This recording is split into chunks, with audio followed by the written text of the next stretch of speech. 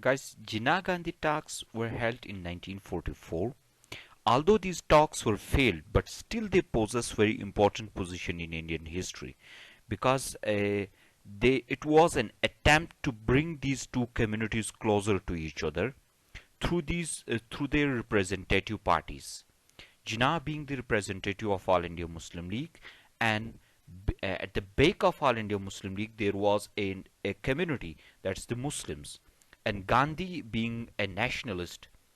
It was an attempt to bring these communities closer to each other, or to bring these leading political parties closer to each other.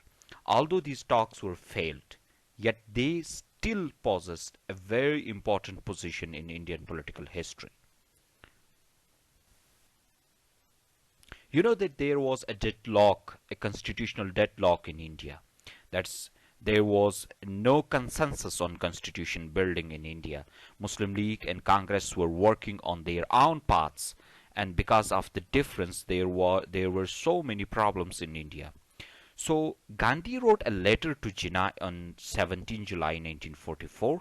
In that letter, he expressed his desire for meeting with him. Uh, he said that do not consider me, this was something he said in his letter, that do not consider me as the enemy of Muslims. I am the brother of Muslims, and being a brother, I want to meet you and to discuss the differences, and we want to take a or we want to come to a conclusion and to bring some consensus and resolve the issues that are present between Muslim League and Congress. Jinnah was already a proponent of table talk. He accepted his demand, uh, but he takes suggestions from Muslim League first. When Muslim League approved, he accepted his demand, and Jinnah got approval of Muslim League and accepted the demand.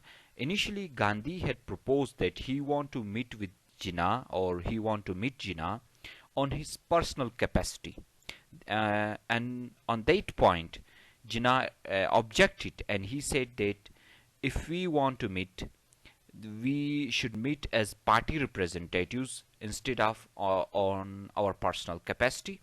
As a result, Gandhi accepted that, and these two leaders meet on party as a party representatives. Talks began on 19 September 1944 in Bombay, and they lasted up to 24 September 1944. These talks were held at Jinnah's residence in Bombay, and talks were held sometimes directly and sometimes through correspondence. And the deadlock emerged on two-nation theory.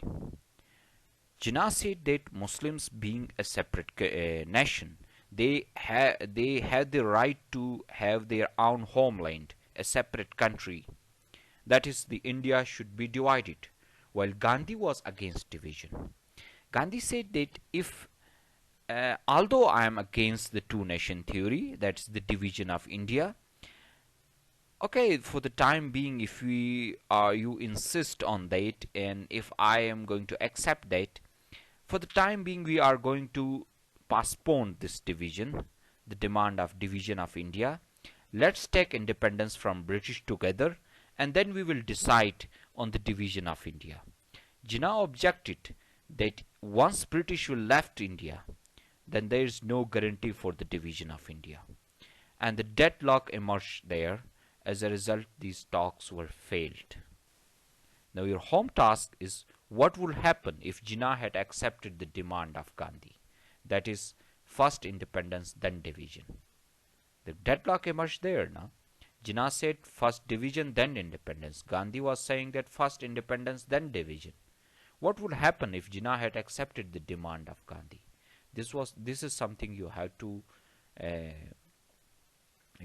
find the answer, work out on this question, and submit the assignment as soon as possible. Thank you for joining. Take care. Goodbye.